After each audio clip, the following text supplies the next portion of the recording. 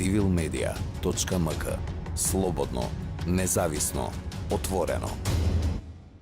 До каде е процесот со идентификација на лицата без документи, односно дали конечно лицата фантоми ќе станат видливи во државата?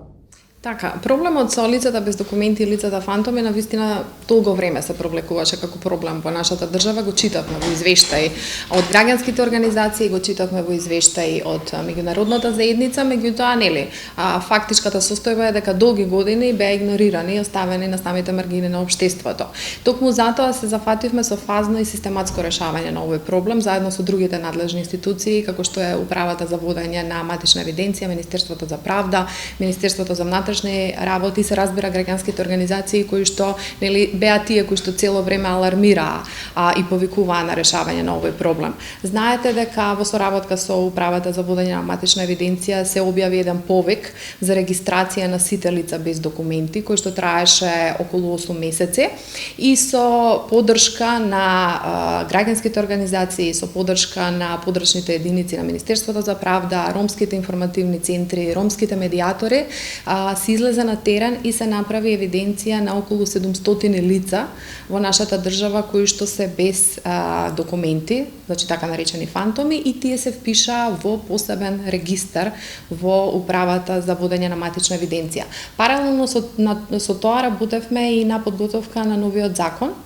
кој што се усвои во февруари месец од страна на Собранието и кој што нели представува најважниот чекор во конечно системско решавање на овој проблем. Морам да истакнам дека имавме голема поддршка и од меѓународната заедница и во процесот на подготовка на законот, затоа што како што спомнав на почетокот, меѓународната заедница исто така долги години алармираше на потребата од решавање на овој проблем. Она што беше потребно по усвојувањето на законот да се направи е да се изготват тие правилници од страна на Министерството за правда и Министерството за внатрешни работи за да може да се имплементира законот, и нас ни е навистина драго што конечно ги имаме изработени и усвоени и објавени во службен весник двата правилника. Во пракса, што значи тоа за лицата кои што се неевидентирани? Значи, сите лица кои што беа впишани во тој посебен регистар, ќе треба сега да се упатат до Управата за водење на матична евиденција, таму да поднесат барање за да добијат привремен извод и врз основа на тој привремен извод Министерството за внатрешни работи ќе им издаде идентификационен документ, кој што е нешто налик на лична карта, и со помош на тој документ ќе може конечно да си ги остварат сите права од социјална, здравствена заштита, вработување и се оно што им следува и на тие што се државјани на нашата држава. Дали и овие лица ќе имаат простор и можност да гласаат? За жал на овие избори не, затоа што постапката за добивање на тој идентификационен документ нема да биде завршена, меѓутоа јас навистина верувам дека ова се последните избори кога овие лица нема да имаат можност да гласаат, и она што за нас како министерство е навистина битно, тоа е тој влез во системот на социјална заштита, обезбедување на сите права, посебно на децата, затоа што ние сакаме да ги видиме тие лица во систем на социјална заштита, да им помогнеме да дојдат до работа, а децата да ги видиме во образовен процес. За нас како министерство тоа е најголемиот приоритет. Како што спомнав, значи во самиот процес учествуваа сите ромски информативни центри, сите ромски здравствени медиатори кои што ги има во државата. Дополнително соработувавме со организации како што е Амбрела, како што е Лулуди, значи организации кои што се присутни на терен, кои што работат директно со овие лица, за да нели многу полесно на тој начин центрите за социјална работа и центрите на Управата за водење на матична евиденција можеа да дојдат во контакт и да се впишат во посебниот регистар овие лица. За да се извади еден документ потребно е средства. Овие луѓе знаеме дека нема многу пари и средства. Како ќе се одбива? Дали овие луѓе ќе бидат иземени од плаќање на средствата, дали државата ќе ги покрие средствата или ќе се направи некако? Самата имплементација на законот е натовар на буџетот на државата. Она што ние како Министерство за труд и социјална политика побаравме од Министерството за правда да ги иземе и од плаќањето на таа административна такса, која што е наведена во веќе усвоениот правилник, и мислам дека за тоа ќе се согласиме со Министерството за правда, што значи дека тие 250 денари административна такса нема да има потреба да ги плаќаат лицата, меѓутоа што имаме официјален заклучок, таа информација е доставена до владата, секако веднаш јавноста ќе биде известена.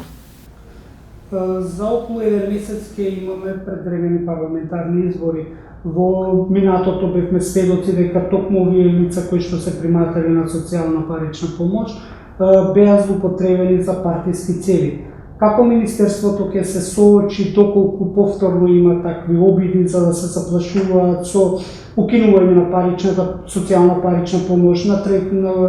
додатоци за трето дете и ред други работи кои што се под надлежност на...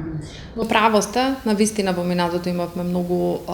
лоши примери кои што не смеа да се дозволат, а тоа е оние најранливи граѓани на нашето општество да бидат манипулирани и злоупотребувани за партиско-политички цели. Целта на нашата реформа која што ја спроведувавме изминативе 3 години во Министерството беше токму тоа, да се врати достоинството на овие наши сограѓани, да се смени начинот на кој што државата и општеството се грижи за овие наши сограѓани, односно да се смени тој концепт и идеја дека им се дава некаква милостина. Обврска на државата е да се грижи за секој оној и возрасен човек и дете кое што нели е во некаков социјален ризик. Така да за нас беше многу битно и постојано повторувавме таа порака, дополнително да го вратиме достоинството и на вработените во центрите за социјална работа, кои што исто така долги години беа занемарени и работеа во навистина лоши услови и со недостоинствени примања. Така да се реформата со која што направивме зголемување, огромно поместување во износот на сите права и додатоци,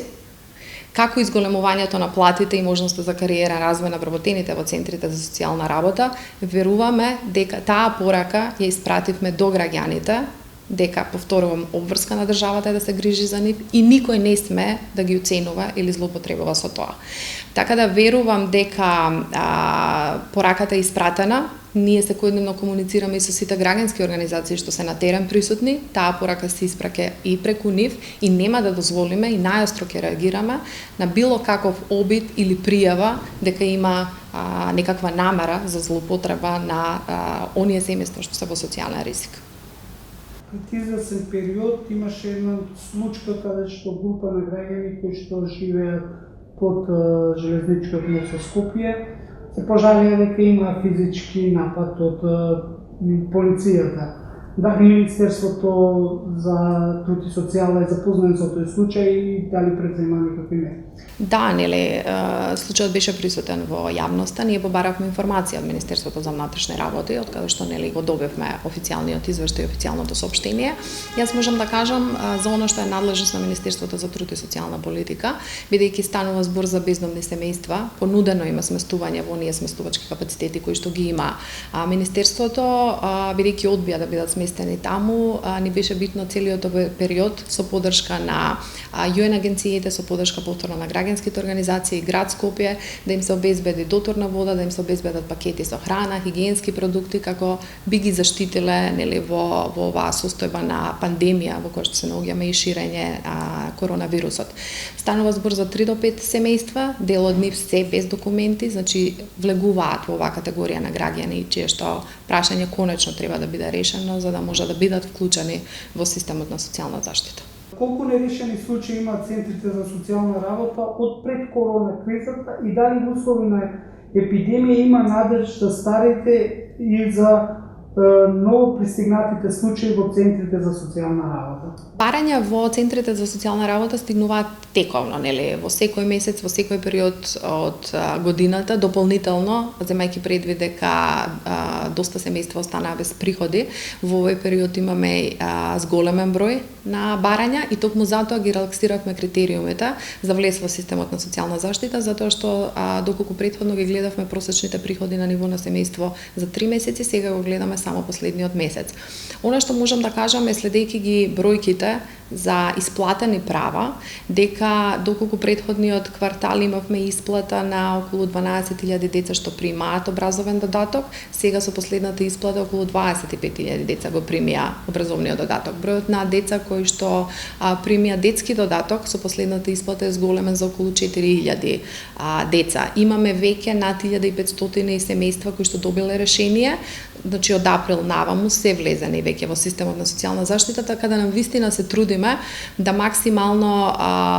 ги убрзаме постапките и процедурите за решавање на барањата во овој период, земајќи предвид дека семејствата на вистина се погодени, дополнително и тие што биле дел од неформалната економија, нели сега се ограничени во приходите што може да ги остварат и на вистина се трудиме заедно со центрите за социјална работа што побрзо да се решаваат барањата. За тие лица кои што имале преки на работен однос, нели донесовме уредба да сите тие кои што останале без работа од 11 март до 30 април остварат право на паричен надомест во време траење од 2 месеци, дури ако подпишале спогодбен отказ, бидејќи согласно законот тие што подпишале спогодбен отказ не им следува паричен надомест, меѓутоа донесовме уредба затоа што сметаме дека сите треба да бидат опфатени и би сакала да упатам еден апел, значи до сите тие лица дека до 26 јуни може да поднесат барање во Агенцијата за вработување за да го остварат ова право, значи сите што имале преки на работен однос во овој период, без разлика дали подпишале спогодба или лична изјава, и исто така повторно да